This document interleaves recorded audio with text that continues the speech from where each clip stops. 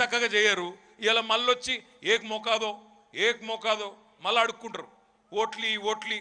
मैं यहाँ पे जितने भी हमारे भाई है बहन है, आप तमाम भाइयों से बहनों से भी कहता हूं, आपने उनको बार बार 11 बार आपने मौका दिया, पर उन्होंने बार बार आपको धोखा दिया। आपको एक वोट डालने वाली मशीन की तरह, आपको कभी भी एक इंसान की तरह नहीं देखा उन्होंने। हमेशा से उन्होंने आपको एक वोट डालने वाली मशीन की तरह इस्तेमाल किया। मैं भाइयों से बहनों से भी कहता हूं, आप लोग सोच समझ के वोट दीजिए। आज एक अमन पसंद चीफ मिनिस्टर, जिन्होंने पिछले 9.5 सालों में खुशहाली और अमन पे ध्यान दिया, गौर किया, और इस वजह से आज जो गंगा जमुना तहजीब हमारे तेलंगाना रियासत में देखने को मिल रही है, सारे हिंदुस्तान में, मुल्क में कहीं और ये हालत नहीं है। आज एक गरीब हिंदू बच्ची को अगर बतुकम्मा के टाइम पे एक साड़ी दिया जाता है, तो गरीब मुसलमान को रमजान के वक्त तोहफा दिया जाता है, और गरीब ईसाई को आज क्रिसमस के दरमियान एक गिफ्ट दिया जाता है, क्रिसमस गिफ्ट दिया जाता है। केसीआर साहब ऐसे लीडर हैं जो मजहब के नाम पे सियासत नहीं करते हैं। केसीआर साहब एक ही चीज में विश्वास रखते हैं, वो यही बोलते हैं हमेशा।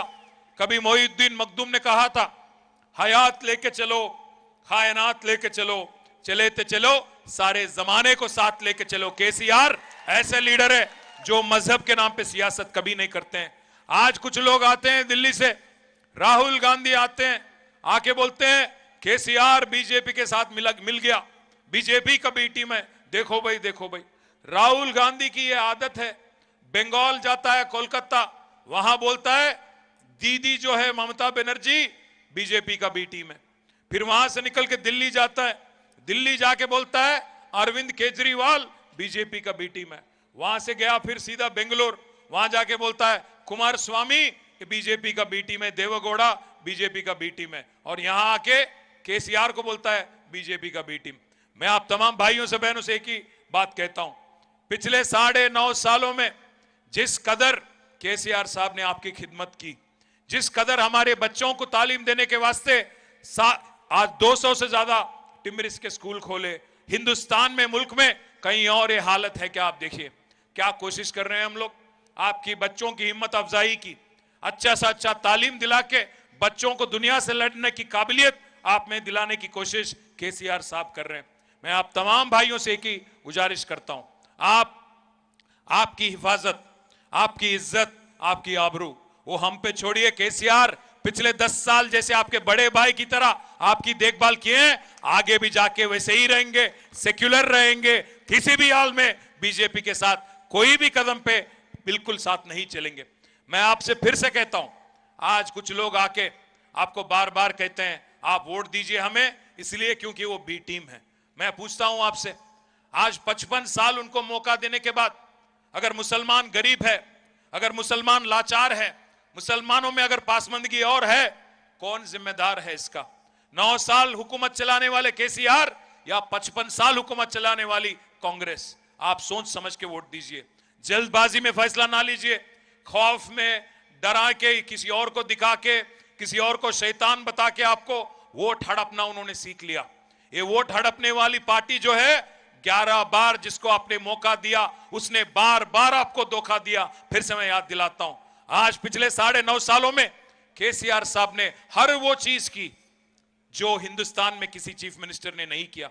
आप एक मिनट सोचिए, आज पूरे मुल्क में सबसे ज्यादा आबादी अगर मुसलमानों का कहीं है तो वो है उत्तर प्रदेश में, 4 करोड़। वहां की बजट क्या है माइनॉरिटी वेलफेयर की? आज सिर्फ 1700 करोड़। उसके बाद वेस्ट बंगाल में 2.5 करोड़ मुसलमान है, क्या बजट है वहां की? 2100 करोड़। उसके बाद है महाराष्ट्र, 1 करोड़ 40 लाख, क्या बजट है वहां पे माइनॉरिटी वेलफेयर? 670 करोड़। उसके बाद है 90 लाख कर्नाटक, वहां की क्या बजट है? 2000 करोड़, वो भी अभी बढ़ा है।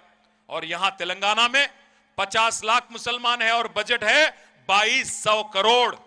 मैं आपसे आप भाइयों से बहनों से कहता हूं, 9.5 सालों में केसीआर साहब ने माइनॉरिटी वेलफेयर के लिए 12,000 रुपया खर्च किया।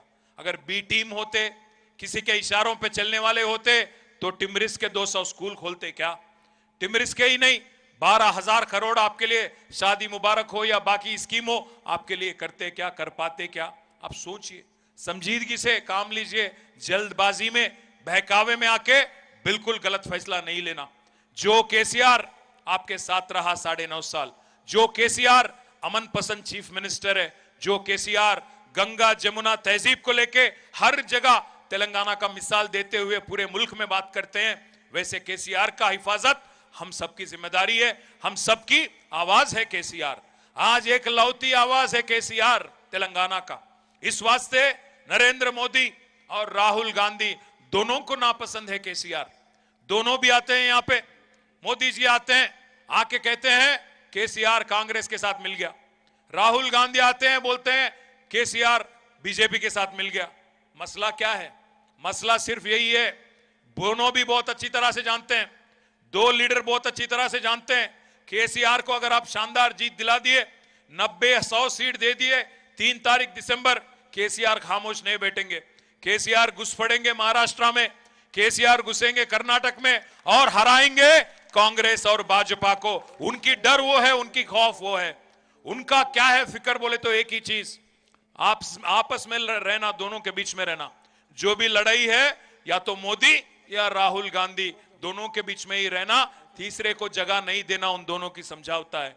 अगर कोई कहता है कि अरेस्ट नहीं करे भाई इसलिए बीटी में, मैं पूछना चाहता हूं भाइयों, ईडी की कार्रवाई तो सोनिया अम्मा पे भी चल रहा, ईडी की कार्रवाई तो राहुल गांधी पे भी चल रहा, क्या उनको अरेस्ट करे? वो लोगों भी बाहर है, तो क्या उन दोनों में समझौता है?